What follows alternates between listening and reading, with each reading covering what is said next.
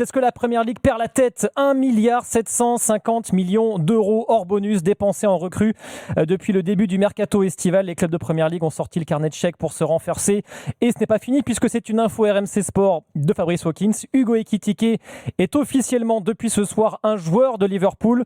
Montant du transfert estimé 82,5 millions d'euros plus 12 millions et demi d'euros de bonus. Alors si je fais mes petits calculs et si toi t'es fort, on arrive à 1,820 millions d'euros hors bonus, donc désormais avec l'arrivée d'Ekitike à Liverpool. Donc, il y a une petite part qui va revenir au PSG aussi. On parle de 14-15 millions d'euros quand même pour le PSG, parce qu'ils avaient mis une grosse part même. 20% de clause donc pour la revente. Oui, ça fait quand même. Ils ont de quoi s'acheter des joueurs. Ça peut aider, non, pour Zabarni. Ça va peut-être faire la différence d'ailleurs. Pour Saliba.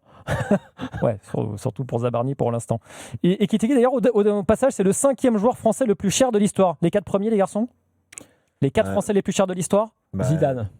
Non, je veux dire Mbappé. Ah bah, il était 75. Mbappé, oui, de Monaco au PSG. Colomboigny, non. Non, pas Colomboigny. Mbappé. Martial. Non. Non plus. Faux. Ah non, on est au-delà des 100 millions, les garçons. Là. Alors, Griezmann. Griezmann au Barça, numéro 3. Dembélé au Barça, numéro 2. Ouais.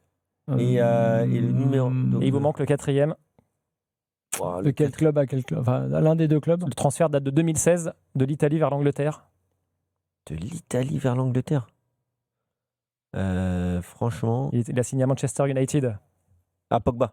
Ah oui, Pogba. Paul Pogba de la Juve à Manchester United. Voilà donc pour le petit quiz. Ekitike, donc 5e joueur français le plus cher de l'histoire. On ajoute à tout cela Gyökeres, qui est attendu à Arsenal pour 63 millions, plus 10 de bonus, et Manchester United, ce fabuleux 15e. Oui, tu allais dire. C'est une bonne affaire, finalement, 63 millions. Ah ben Gyökeres, oui. Gyökeres. En revanche, est-ce que Bryan Mbeumo à 81 millions, bonus compris, de Brentford à Manchester United, c'en est une? Ça, c'est magnifique. Ça, c'est peut-être autre chose. Faut Brentford, ajouter... ça ne change pas leur vie, là, Brentford? Ah bah, si, sans doute. On va ajouter Matheus Cunha, qui est arrivé de Wolverhampton en United pour 60 millions d'euros. Est-ce que la Première Ligue a perdu la tête, Flo? Je ne pense pas qu'ils aient perdu la tête. Je pense que la Première Ligue, c'est la NBA, en fait.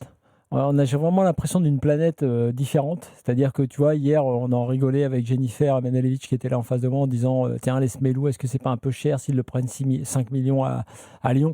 Et là, on se dit c'est 82 millions de Brentford à Manu. C'est Man United, attention. Man United, ouais, t'as raison. On ne dit pas Manu. C'est vrai. Demande à Kevin, j'ai dû le bassiner avec ça. Et les supporters aussi français de Manchester United, quand on faisait la Première Ligue, ouais. On a eu quelqu'un. Ouais. On a eu quelques-uns. Tu fais bien de me le dire. Et tu peux dire MU, tu peux dire Man United, tu peux dire United, mais pas Manu. Très bien. C'est retenu, c'est enregistré. Moi, je suis très obéissant. Et donc, non, ça ne m'inquiète pas parce que l'économie, on est vraiment dans une économie inverse de celle du championnat français. Donc, l'économie qui permet ça, elle permet aussi les folies qui vont avec. C'est-à-dire que oui, tu as des joueurs qui ne valent pas, entre guillemets, ce montant. Mbeumo, c'est le plus frappant. Mais en revanche, ce qui est frappant aussi, c'est que c'est là que ça se passe. On parlait tout à l'heure du timing et du temps que prend le PSG pour recruter. Pour plein de raisons. Bon, eux, ils n'hésitent pas. Ils envoient tout de suite on va dire, ils envoient la sauce tout de suite pour montrer qu'ils sont présents, pour aussi effectivement être performants, parce que là, on est sur des joueurs. Quand tu prends Gyökeres, c'était quand même, on va dire, le tube européen. Bon, bah voilà, Arsenal fait un coup énorme en prenant ce joueur-là. Surtout qu'on pensait qu'il irait plus à United, justement, rejoindre Ruben Amorim, qui a été son coach au Sporting. Ouais, mais alors après, sportivement, on peut comprendre aussi très vite, il s'est dit que sportivement, ça allait être compliqué. Ouais, c'est un peu plus compliqué. Ouais. Surtout quand tu vois les échecs précédents à ce poste-là. Pour répondre à ta question, moi, je pense qu'économiquement, quand tu es dans une économie vertueuse, entre guillemets, tu ne perds pas la tête. Les montants, c'est comme quand on dit les footballeurs trop payés. Oui, en France, ils étaient trop payés par rapport aux ressources qu'il y avait, par rapport au budget qui était mal ficelé avec des droits télé qui étaient trop importants dans les budgets. Oui, là, quand tu analyses tout ça, tu peux dire trop payé, que certains joueurs sont trop et surpayés. Mais quand tu es en Première Ligue, où tu as réussi à monter le système le plus rentable du monde et à vendre ton championnat partout, on est allé aux États-Unis cet été avec l'After. Je veux dire, la Première Ligue, c'est le championnat. C'est comme pour nous au basket, la NBA pour les fans de basket dans le monde entier. Donc, non, je ne suis pas affolé par les montants. Kevin. Si, moi je suis complètement affolé par les montants. Mais déjà, quand on faisait la Première Ligue et qu'on avait la chance de suivre ce championnat qui est extraordinaire, c'était peut-être un peu moins la Super League que maintenant, parce que maintenant ils marchent vraiment sur tout le monde et personne ne peut les suivre. Mais ils ont fait du travail, en tout cas au niveau de la Ligue et des clubs, ils ont quand même mérité. Mais pour connaître quand même beaucoup d'intervenants qui travaillent avec des clubs anglais, attention. Et on l'a vu aussi dans ce documentaire Sunderland Till I Die, bon, qui était à l'époque en Championship, Ouais. mais qui est un club historique qui remonte maintenant en Première Ligue, avec le très bon d'ailleurs Régis Lebris. Régis Lebris, mais aussi le fils de Louis Dreyfus et Oui. de trois personnes qu'on a connues en Et France. avec Florent Ghisolfi d'ailleurs comme Ouais. nouveau DS. Voilà, comme nouveau DS, donc ça travaille bien maintenant. Mais il y a aussi des gens qui travaillent très mal en Angleterre. Et à partir du moment où on en parlait, c'est très simple, hein. Donc du coup, Manchester United, mais c'est une catastrophe. Il y a un moment, les gars font n'importe quoi. Et depuis beaucoup de temps. Arsenal, ça a été très compliqué une période. Everton, ils étaient au bord de la descente, ça fait 3 ans de suite. Donc Tottenham, là, ils sont en grande difficulté. Ils avaient enlevé Pochettino. Enfin bref, moi je pense que c'est pas parce que c'est un championnat qui économiquement est viable et qui économiquement a très bien travaillé qu'on ne peut pas dire que certains montants sont complètement déraisonnables et complètement surréalistes, parce que eux aussi, ils font des saucisses énormes et eux aussi, ils font des accidents industriels monumentaux. Donc, j'adore la Première Ligue, comme disait tout à l'heure Roger. Je suis la Première Ligue. Oui, c'est la Super League. Oui, ils travaillent mieux que les autres. Mais comme beaucoup, il y a aussi beaucoup d'incompétences. Après, rater un transfert, ça arrive à tout le monde. En amateur, en professionnel, en Première Ligue, en Ligue des Champions, pas de problème. Mais il y a rater un transfert ou se rater sur 2-3 joueurs, 2-3 joueurs qui ne s'adaptent pas. Et puis, tu as aussi des clubs, et tu les suis de très près, Jérôme, qui font absolument n'importe quoi. Ah bah United, peut-être l'exemple Chelsea, sur le début de Todd Boehly. Oui. Non mais voilà, Everton et West Ham un moment, et même Aston Villa pendant très longtemps. Non, les gars, ils ont de l'oseille, mais des fois, ils en font n'importe quoi. C'est comme ça. Et moi, je trouve ça dommage, parce que tu parlais, Flo, de la NBA. Tu parlais de la NFL. Moi, je suis plus la NFL que la NBA, même si ces derniers temps, j'ai quand même aussi beaucoup suivi. Mais alors oui, il y a un salary cap qui peut être un peu contourné, mais la NFL, par exemple, c'est la plus grande ligue du monde. C'est pas la NBA, c'est la NFL. Ils font ça qu'aux États-Unis. C'est pas du tout international. Bon, il y en a qui suivent, mais les gars, ils ont un salary cap.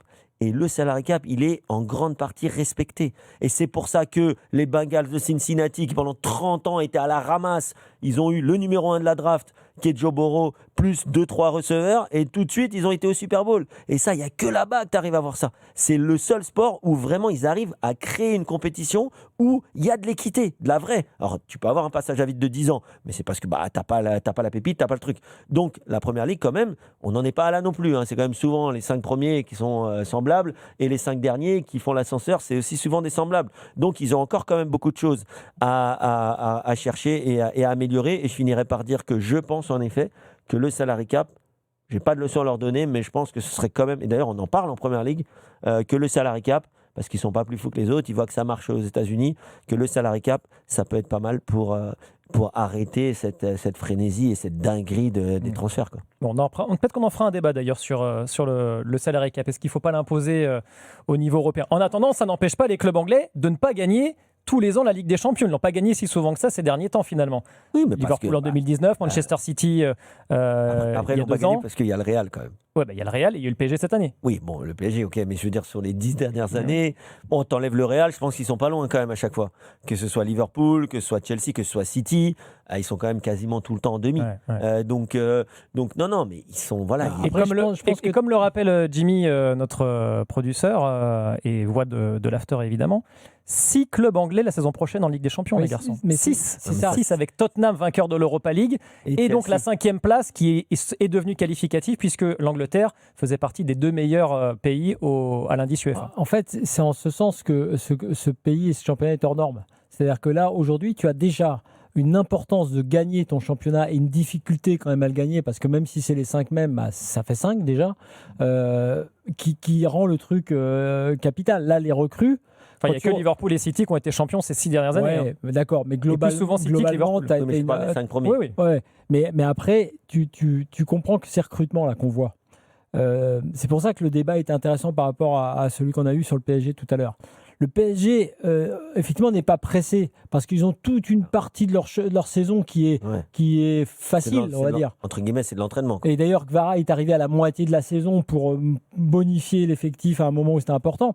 Les Anglais ne peuvent pas se permettre. Les Anglais, ça va partir au taquet direct. Et d'ailleurs, même dans le style de jeu, et d'aller prendre n'importe quelle équipe à la première journée à l'extérieur, et même si c'est une équipe qui a fini 12e l'année d'avant, tu sais que tu ne vas pas passer une après-midi tranquille. Donc, il n'y a que des internationaux partout. Absolument. Donc c'est pour ça que c'est en ce sens que je disais, effectivement, les mecs n'hésitent pas. Alors, il y a peut-être des erreurs, et tu as raison de le souligner, de gestion. Mais tu peux te permettre d'envoyer parce que derrière, tu as le retour économique. Tu dois en tout cas être très fort parce que, évidemment, là, dans l'affichage, tu vois Ekitike, tu vois Gyökeres, tu te dis oui, tu peux pas rester à rien faire. C'est vrai que le PSG en France, déjà, eux, ils regardent Marseille qui seront forts, ils regardent Monaco, ils disent ok, bon, ça c'est bon, on gère. Maintenant, nous, effectivement, par contre, pour les quarts et les huitièmes de la saison d'après, il est possible qu'il faille bouger quelque chose. Mais après, c'est vrai que c'est impressionnant. Moi, ce qui m'impressionne plus, là, pour aller dans le détail de tous les chiffres qu'on a donnés, enfin des transferts, bon, Mbeumo évidemment, parce que la somme par rapport aux 81 joueurs, millions. elle est dingue. Mais je reviens sur, par exemple, Gyökeres. C'est un bon joueur. Oui, c'est un très bon joueur. Mais c'est la somme par rapport au niveau, bon, on verra. C'est Ekitike, Gyökeres. Pour moi, Gyökeres, c'est vraiment l'affaire de l'année. C'est le joueur que tu as envie de voir, d'ailleurs en Première Ligue ou en Ligue des Champions, et qui a prouvé. C'est pas un prospect. Voilà. Même si Mourinho a dit dans un podcast Football Total ces dernières heures qu'il fallait encore voir s'il allait s'adapter au schéma de Mikel Arteta. Ah non, mais ok. En tout cas, 63 millions, je disais, certes, il y a des bonus.